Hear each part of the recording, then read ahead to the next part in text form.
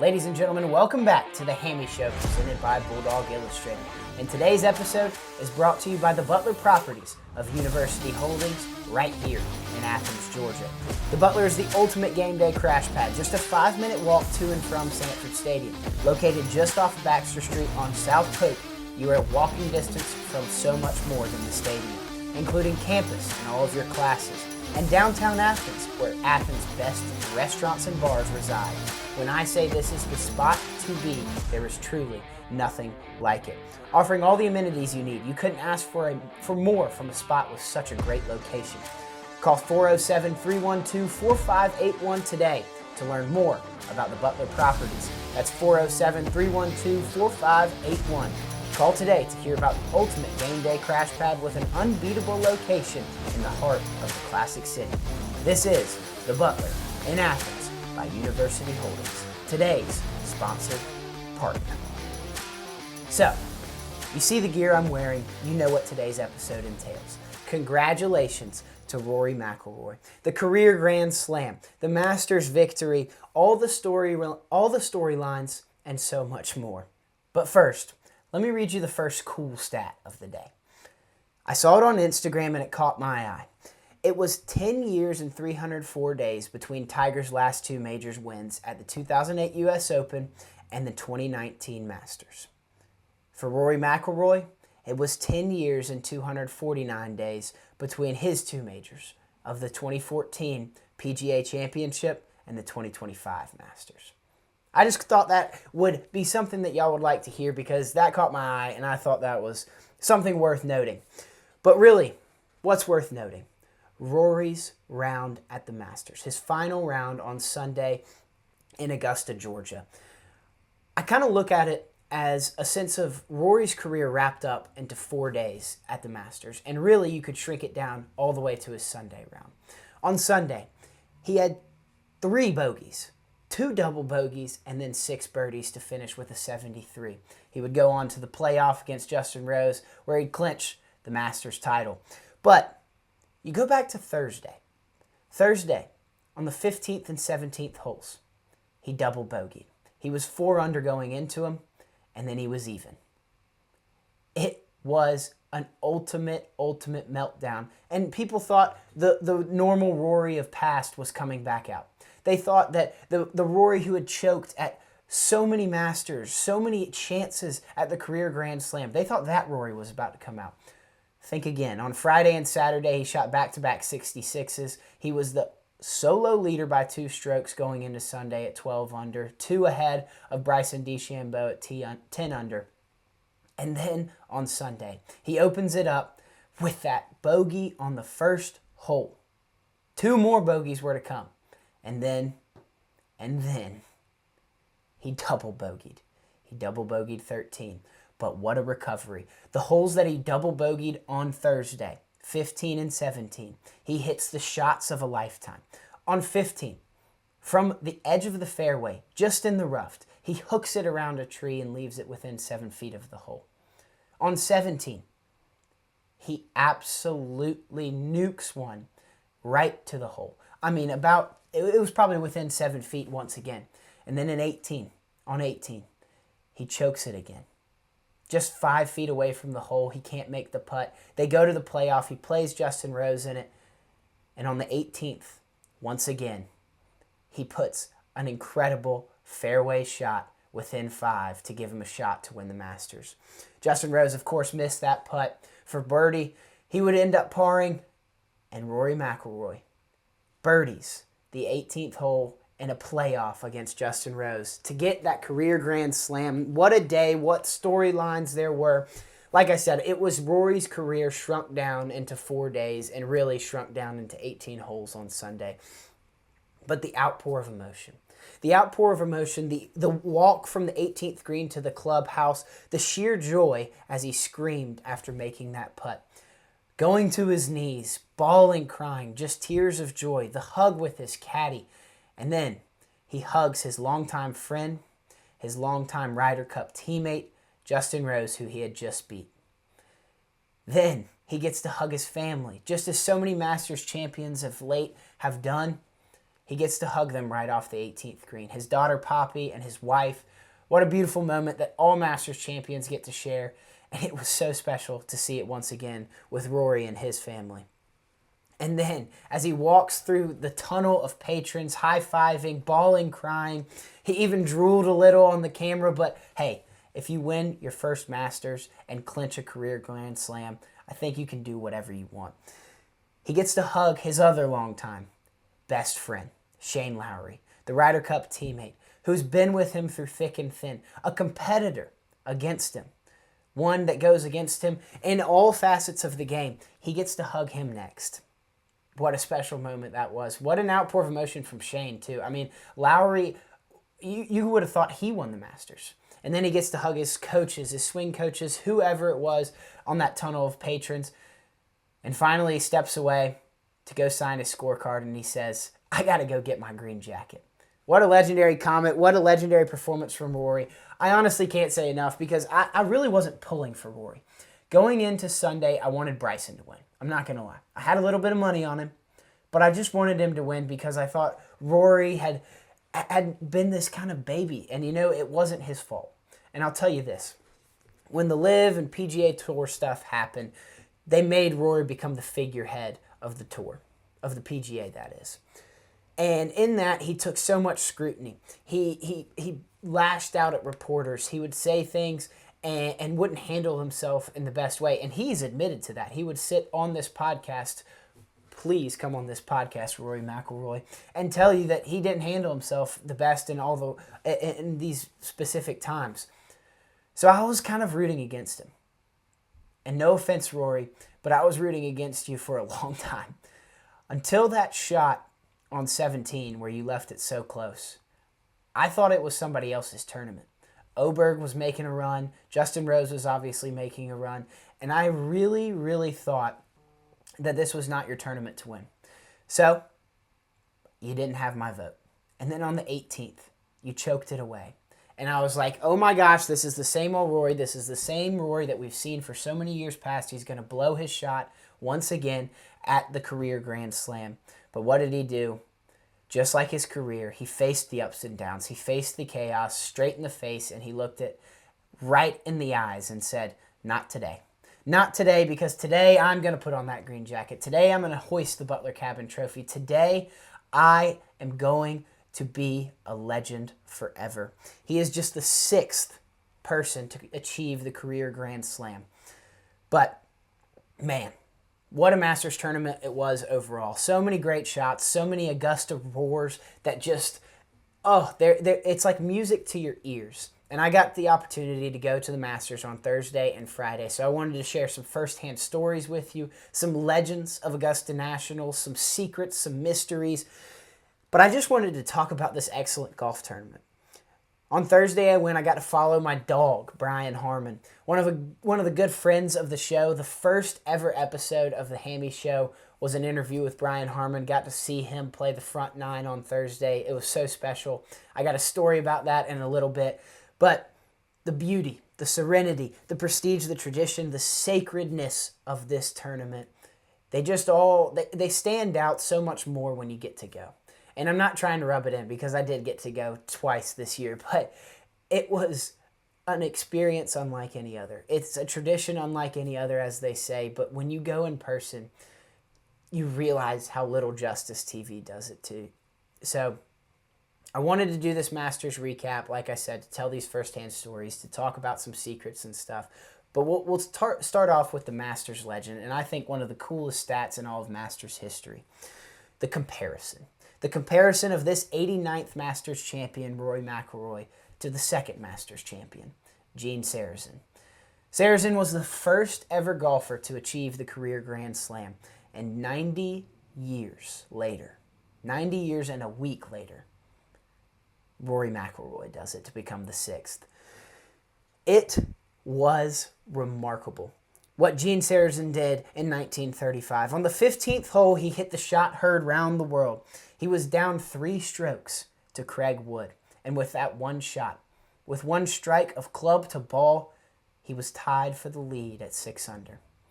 He would go on to par 16, 17, and 18, forcing a playoff with Craig Wood.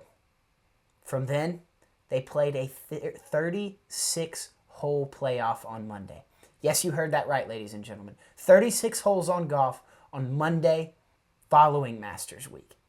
It was insane. Great golf. It would be awesome if we had coverage of it, but we don't. So what happened? Gene Sarazen shot a 71 and a 73 to finish even in the 36-hole playoff. Craig Wood shot a 74 and a 75 to finish 5 over. Gene Sarazen would claim the 1935 second annual Masters tournament and become the first player ever to achieve that career Grand Slam. But the stat that will get most of you. Guess what Sarazen's prize money was for winning the Masters? A measly $1,500. Guess what Rory McIlroy's was? Just a measly $4.2 million. Oh, how the times have changed, and oh, how Augusta National has not. But the next Masters legend, the marker. For 20 plus years, the marker was a man named Jeff Knox, a longtime member of Augusta National. But for those of you who don't know what the marker is, the marker is a person. On a Saturday, there's an odd number of qualifiers for the final 36 holes at the Masters tournament. This marker is placed with the first grouping. He plays with one other player, and he doesn't keep a scorecard. His master wears an unmarked bib. Yes, those traditional, famous caddy outfits that every caddy has worn for the history of the Masters. There's no green last name on the back. He carries a standard Augusta National bag with just the Augusta National Golf Club logo on the pocket. He doesn't keep a scorecard. He doesn't do interviews. In fact, he walks off the 18th green to the clubhouse, puts on a Masters green jacket, and finds himself underneath the umbrellas to catch the leaders tee off. Well, now this man is named Michael McDermott. Michael McDermott is a longtime Augusta National member from the Philadelphia area. He's a big-time businessman up there, and he got to play with Tom Kim on Saturday with Tom Kim after the round completed, or after Tom Kim's round concluded. Tom Kim went to the interviewers, and one man asked, well, what did you think about the marker today? He said, well, he's an absolute baller. The legend of the marker continues to grow, but Jeff Knox is one of the most established, well-known markers of all time. Knox has legendary stories of him competing against many, many pros. He still holds the course record. That's right. Not Scotty Scheffler, not Tiger Woods, not Jack Nicklaus, not Gary Player, not Arnold Palmer, not anybody. Jeff Knox, a 61 11-under round at Augusta National, playing from the member tees. Jeff Knox would go on to play with Rory McIlroy in 2014 when Rory went on to play and win 2 majors that year. What did Jeff Knox do? He beat him on Saturday at the Masters. Then what did he do? He beat Sergio Garcia.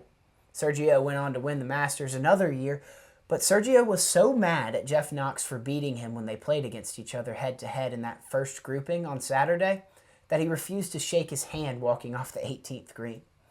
Like I said, the legend of the marker continues to grow. So now for a few first-hand stories, because there really is no experience comparable to the Masters. And when you get to see it with your own 2 eyes, I don't have words for it. I know they say it's a tradition unlike any other.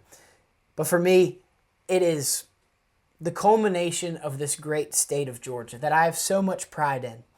So much pride from this entire community of Georgians. So much pride from Augustans.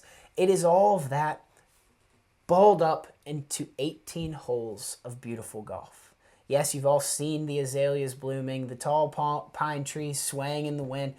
You've seen Amen Corner. You've seen Rays Creek. You've seen the legendary shots from Tiger on 16 and Jack Nicklaus in 85. You've seen it all, but when you go for the first time and see it with your own 2 eyes, it's unlike anything else you can ever imagine. So I went for the first time in 2017, the year Sergio won the Masters. He also went to a playoff with Justin Rose that year. Justin Rose, I'm sorry, buddy. But that year, I'd never been. I went on a Friday. I went with my dad, and it was an unbelievable experience. Such a cool father-son moment to share, and I really can't put into words much else of what Augusta National's like. No phones is the greatest thing that has ever been established by the Augusta National Golf Club. So anyways, I go back this year. I've been a few times in between, but I go back this year on Thursday with my good buddy Hank. With my good buddy Hank, we get there about 9 a.m. And friend of the show, Brian Harmon's teeing off at 9:14. Well, we grab a chicken biscuit and a blue Powerade from the concessions right there at the main entrance. And as we're finishing our chicken biscuits, we look at our tee sheets and we realize Harmon's teeing off in 4 minutes. So we absolutely book it to the first tee box. As we're coming down, we walk past Harris English and Fred Couples as they've just teed off on the first hole. Harris English, a former dog, also a friend of the show. Before I did it in podcast form, I interviewed Harris for the magazine, Bulldawg Illustrated, and Harris has been a longtime friend. I didn't want to interrupt the legendary conversation he was probably having with Couples, but I just watched. And what a cool moment it is to see Couples, a Masters champion, just talking to a golfer. I know Harris English is not the everyday human being. He's a professional golfer as well. But for Harris, that's got to be a moment that you dream about. Talking with a legend as you walk down the first hole of Augusta National. I mean, it was absolutely astonishing to see. So, me and my buddy Hank, after we watched that magical moment, that Masters moment, we walk up to the first tee box. It's already 7-8 people deep right there on the ropes. So we see on the practice green, Harmon's still finishing up his putting practice. As we wait on him, we go where the crossways would be. The ropes aren't put up yet, but there's security guards getting prepared to put them up. So we get a front row seat. Harmon, walking from the practice green to the first tee box, walking with his head down, not really focusing on the patrons. He's kind of in the zone, locked in. And he looks up to make sure he's not going to run into anybody and looks back down. And then when he looked up, he saw me. He did a double take.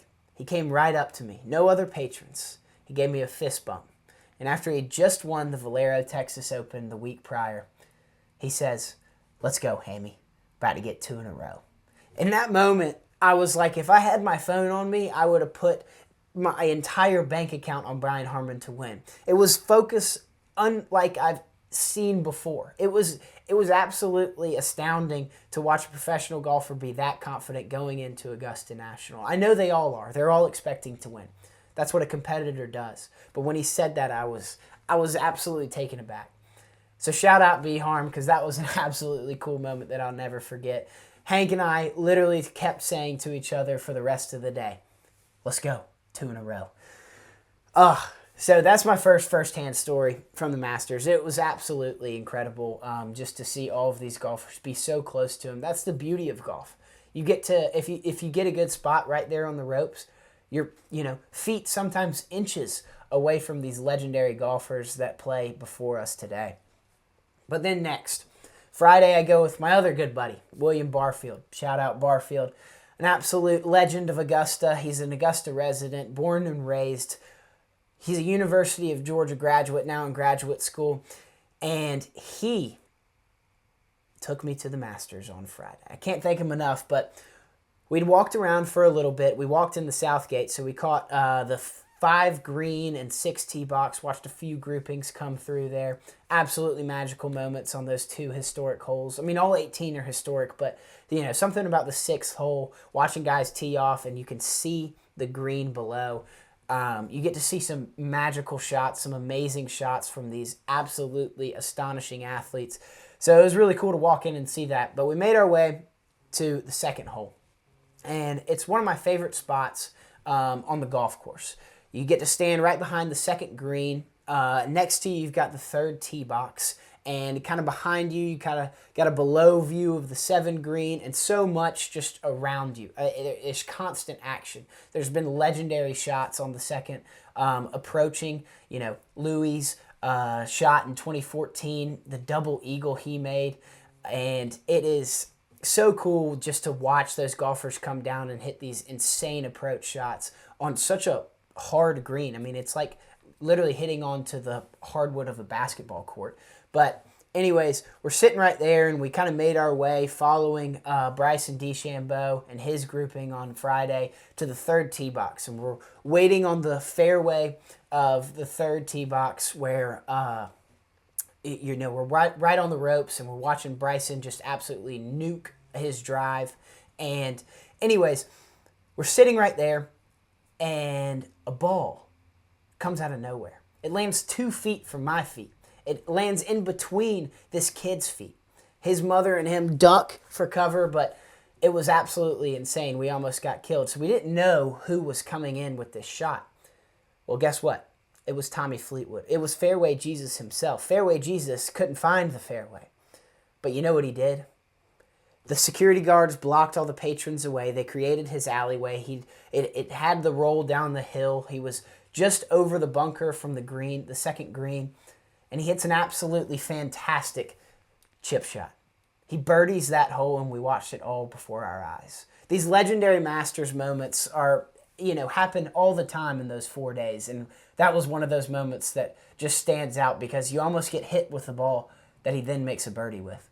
So shout out Tommy Fleetwood, because that was one of those Masters moments, despite you almost killing me and my good buddy Barfield. So before I get back to first-hand stories, we're going to discover a little more on the Augusta secrets at Augusta National. The Washington Road Underpass Project. In 2019, Chairman Fred Ridley announced a new project for the historic course. With the global broadcast village being built right outside the club's walls, there needed to be a method of transporting these media members, cameramen, production crews, etc. across Washington Road. Well, if you've ever been to Augusta National, Washington Road is slam-packed all the time. And if you are in this business that I'm in, you need to realize that in sports, you got to be poignant, you got to be right there on time at any moment. You're kind of always on call. And with the traffic, it's very difficult for these media members to get just across the street to Gate 1 and enter the gates of Augusta National. So Augusta National began constructing this tunnel from this 40-acre mega lot of media members. The team was able to excavate this underpass tunnel without even blocking Washington Road for any amount of time.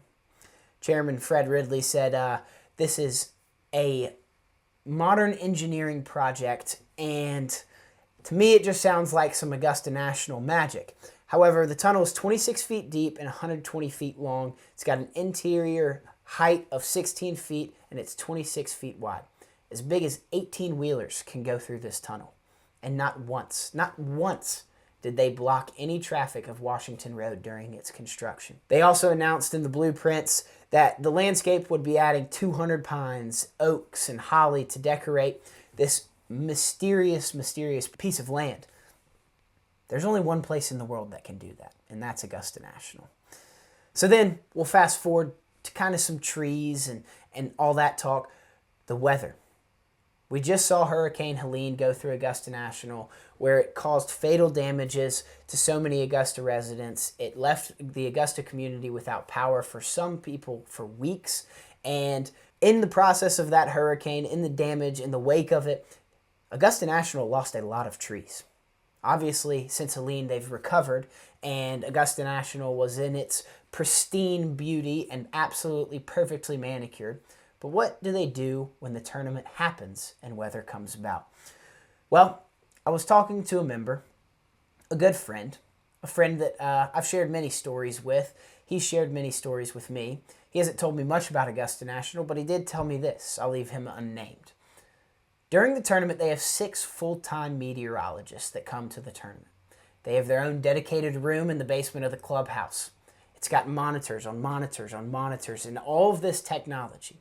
So me and my good buddy Hank, while we're talking to this member, we ask, can y'all control the weather? He didn't say just about, but he said they were pretty close.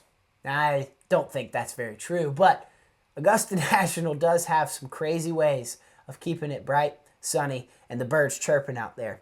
But 6 full-time meteorologists just for a 4-day tournament. It's crazy what Augusta National can do.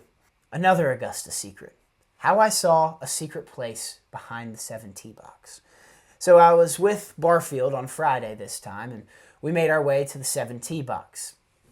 It's a beautiful hole, a beautiful tee box, a narrow fairway, and once again we found Bryson DeChambeau there. We watched a few others tee off, like Brooks Koepka and who else? Russell Henley, a dog on tour. But it's an immaculate hole, and from behind the tee box, you've got a great view looking out over the 7th hole. Well, behind it, there's not a large viewing area. You can maybe fit 2 or 3 deep, and it's tightly roped off, but still a great view. Well, behind those 3 or 4 people that can actually watch from that point of view, there's a security guard, and he just stands by the ropes. He doesn't have a great view of the tee box. He's blocked by a tree. But he just stands there, obviously because it's his job, and waits for members in green jackets to come by. So as we're walking away from the 7 tee box, watched about 4 groupings come through. A member and his wife walk up. Now, I don't know if I should be saying this. I might be, investigated by the CIA, FBI, whatever Augusta National has on staff. But I see this couple, the male with a green jacket on, just walk up to that security guard, and he lifts the ropes, and they vanish into the trees. So, I'm not saying it's for certain, but there might be a little secret spot for members only to attend to watch the golf tournament. Just don't investigate it, actually, because you'll probably get your badges taken away. So the next Augusta secret, the Masters food. It truly is my favorite tradition, unlike any other. It's $1.50 egg salad and pimento cheese sandwiches. It's $1 bags of chips, $3 chicken biscuits, and $3 other sandwiches. It's a $6 beer. It's the most exclusive club in the world, the hardest ticket to purchase, and it is the cheapest food at any professional sport you'll ever find. How do they keep it so cheap? Even with egg prices out the waz, how are these sandwiches and everything else so cheap? Well, it all starts in the 1940s. After World War II and the 1943 to 1945 hiatus that they took due to the war and all the men being shipped overseas, the tournament was back, and one family took charge of the concessions. There was already a mass exodus of people coming to Augusta National to watch the best golfers of their decade compete for the green jacket. But there was nowhere to stay in quaint Augusta, Georgia. They call it the Garden City, and the Garden City at that time didn't have hotel rooms, so these were mainly day trippers. Well, when you go to a sporting event and you're just a day tripper, you got to have something to eat. The National didn't have much money at the time, so cheap concessions were a must to entice the crowd to come to the tournament, but also to save them money when purchasing these food items at wholesale prices. So, the prestigious club turned to the Herndon family. The Herndon family had their son named Tom. He was a Phi Delt here at the University of Georgia. He and his pledge brothers and all the fraternity traveled down to Augusta, took school off for the entire week, and made countless sandwiches in the Herndon family kitchen. The patrons were ecstatic. From a few tiny concession stands, this family sold countless sandwiches. And what did they do with those sandwiches? Well, ladies and gentlemen, Bobby Jones, the founder of Augusta National, reached out to them and said, "We have had so many people contact us about how good your sandwiches were and how cheap they were and how affordable it was to eat at Augusta National, the most prestigious place they'd ever been." So the Herndon family took charge, and they became the primary food people of Augusta National. Then the sandwiches were 25 cents. Now in 2025, some 80 years later, the sandwiches are $1.50, a 75-cent increase at the nation's top golf course, at the world's top golf course. Ladies and gentlemen, that is a tradition unlike any other. That is Augusta National. But how do they make money? Well, the real money's in the shop, and I got a story for you. On my final trip to the concessions, I made my way out, finished my beer, and took a trip to the store. Inside the store, as we all know, this merchandise is exclusive to only the Masters. It's only sold for 4 days out of the year, and you can't find it anywhere else. Well, because of that, the prices are extremely high. The Peter Millar shirts, the Masters tech, everything and in between, it's got a hefty price tag on it. I purchased this hat and this shirt last year, but it's my favorite gear and it's Augusta green, so I had to wear it for the podcast. Anyways, day 2, I'd made up my purchases previously on day 1, but day 2, I'd gone in there to buy stuff for everybody else. People had been texting me. My parents are in Australia with people all across the country trying to get Masters stuff. They might never have the opportunity to come to Augusta, Georgia and watch the Masters. So they asked me to get a few shirts, a few sweatshirts, a few pullovers, a hat, everything and anything in between I was trying to get. Well, I went to the checkout counter, and my grand totaled up to be $796. Card declined. They said, try again. Card declined. They said, do you want us to split it in 2? I said, sure, that'd be great. Split it in 2. It's about $400 first charge. Declined. So they said they'll hold it for me. They said, come back to this same register and we'll know who it is if you come right back in. But go out to the Augusta National phones that can call anywhere in the world and see if you can get a hold of somebody to send you a little money. Well, my parents being in Australia, I tried to call them. It goes straight to voicemail. I'd called them previously and just rubbed it in their face that I was at Augusta National, but I couldn't say too much because they were in Australia. But this time was a little more of a rude awakening phone call, if you will. I called and I left my mom a voicemail. I said, hey, Mom, so I just got out of the shop. I'm buying all this stuff, and my card declined. I don't know why. I'm using my credit card. It shouldn't decline. I've spent a lot of money, but I don't think it's been that much. Could you please send me some money if you get this? Well, I hung up the phone, and I decided that I wasn't going to go back in the store. So those poor ladies that were working the counter, if you see this, I'm so sorry that I left you with a random bag of goodies from the Masters Pro Shop, but I couldn't go back in there. I couldn't face the shame of talking to those same 2 ladies and telling them that I couldn't get the money. So nobody from around the entire United States of America that my parents have been with for the past 2 weeks in Australia is getting any Augusta National merch. I'm very sorry I tipped my cap to you, but when you're out of money, you can't afford the Masters Pro Shop. But for another first-hand story, I got to go to my 12 trips per day through the concessions lines at Augusta National. Hot take, the best sandwich is the chicken salad sandwich. I know everybody talks about the pimento cheese and egg salad and the Masters Club, but I'm telling you that chicken salad is absolutely insane, and I'm a sucker for some chicken salad. And whatever bread they put it on, I know that Augusta National secrets will never tell, but that white bread is absolutely fantastic, and with that chicken salad, it's hard to beat. It is hard to beat. But in my 12 trips through the concessions line, I made a legendary cup stack on day 1. I started my day off with 1 blue Powerade, as I stated. And then, as me and my buddy Hank remarked, it was a tale of 2 cups, or a tale of 1 cup and then 10 more. It was 1 clear cup, 1 non-alcoholic beverage, followed by 10 Crow's Nests, the Augusta National specialty beer. 10 Crow's Nests, yep, you heard that right. I had myself a day. Now don't hate me. You only get to go to the Masters a few times in your life. Now I know I had the opportunity to go twice this year, but you only get to go to the Masters so many times. And when you go, you got to make the most of your day. And so on day 1, I had 10 Crow's Nest. Well, I followed it up with an even more historic performance. Rather than going with the Crow's Nest, I stuck with the domestic light beers. There's no label on these beers, it's just domestic lights. Let's be clear. Augusta National will never tell you what that is either. So on day 2, after my tale of 2 cups, 1 clear cup blue Powerade, I followed it up with 14 domestic lights. Yep, you heard that right. 14, ladies and gentlemen. I know my grandparents are listening to me. Please don't hate me. I promise you, I could stand, I could talk. I just had myself some fun. Because once again, if you're at the Masters, you only get so many opportunities to go. And when you do, you make the most of it. I mean, I was maybe more proud of that moment than I was with my Brian Harmon fist bump moment. I mean, it was an absolute heroic performance by me. So my final story is a first-hand story, but maybe also an Augusta National secret.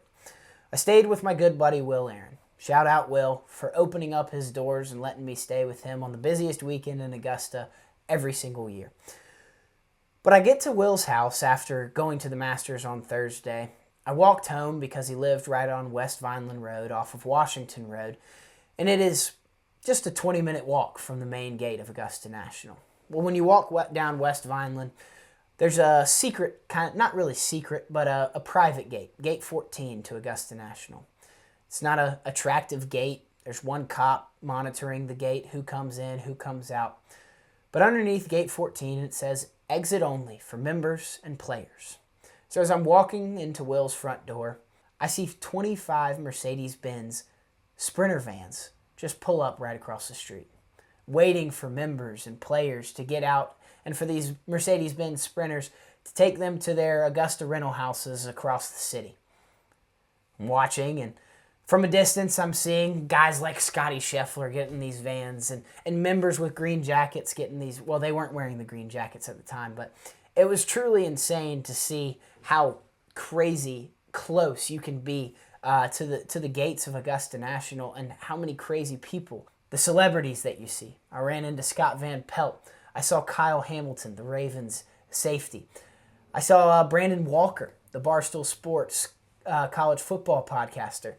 You see so many people day in and day out at the Masters, and it is truly a magical, magical place.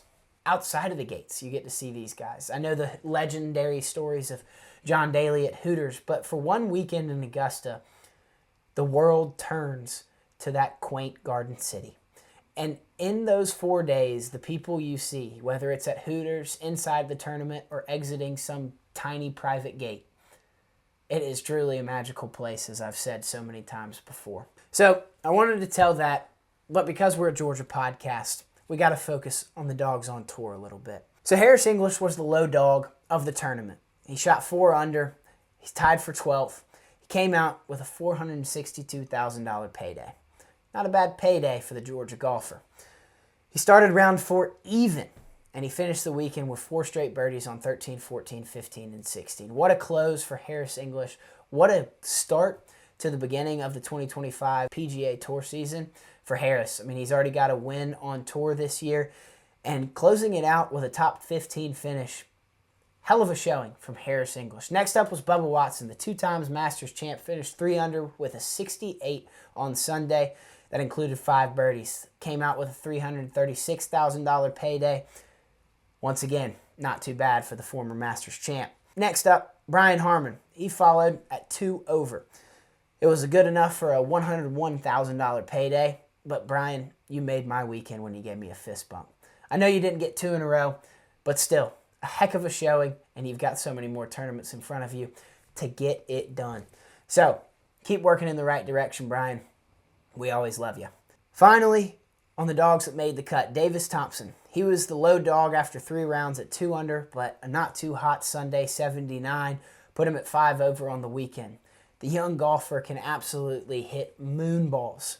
So I know there's plenty of good fortune coming Davis Thompson's way, not only this season, but for many years to come. So Davis, heck of a showing once again in your first ever Masters tournament.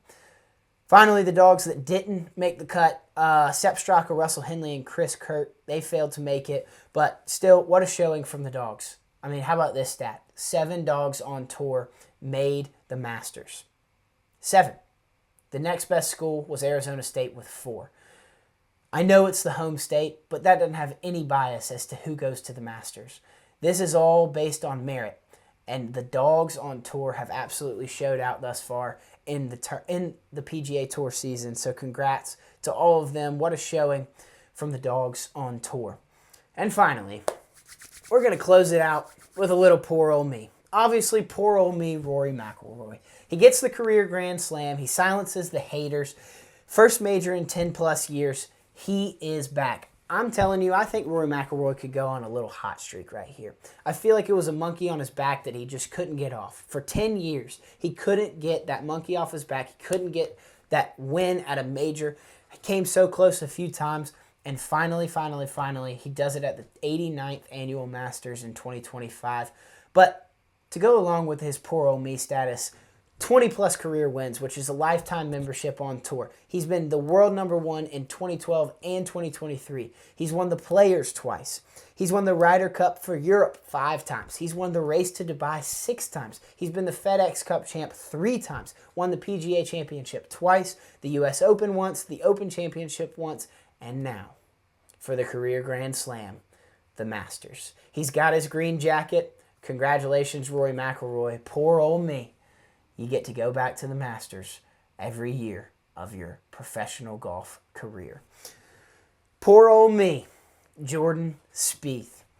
Spieth shot 3 under. Not too shabby for the former Masters champ. It was good for tied for 14th, but he gave us one of the all-time funny moments at the Masters.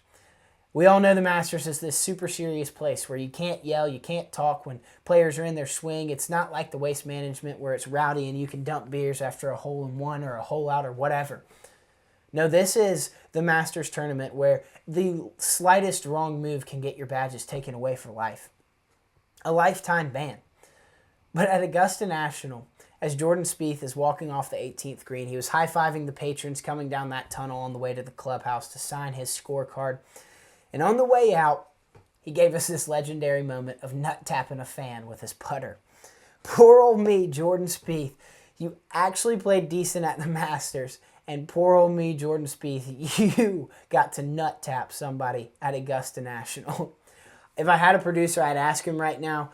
But I want to fact-check how many times somebody's been nut-tapped on the grounds of Augusta National. I don't think it's ever happened before, based on how serious I've seen how everybody is at the Masters. So congratulations, Jordan Spieth. You might be the first person to nut-tap somebody at Augusta National. But ladies and gentlemen, that does it for me on the Hammy Show presented by Bulldawg Illustrated. Once again, I'm your host, Hammy Culpepper. Today's episode is brought to you by the Butler of University Holdings, the property right here in Athens. It is the ultimate game day crash pad, so call them today, 407-312-4581. That's 407-312-4581. Give them a call and get your information on the ultimate crash pad for college game days right here in the Classic City. Such a pleasure to attend the Masters Tournament, the 89th annual Masters, with my good buddies, my boys, Hank Crawford and William Barfield. Huge shout out to y'all. Thank y'all for including me. Huge shout out to Will Aaron for letting me crash at his place. Huge shout out to everybody that was in Augusta that I took pictures of for Bulldawg Illustrated. Huge shout out to everybody that listens to this show. This is such a pleasure that I get to talk about the Masters and all other sports on this very podcast. This is the best podcast in all the land. So come back, see me next time, and I will see you next time as well. Signing off, the Hammy Show, presented by Bulldawg Illustrated.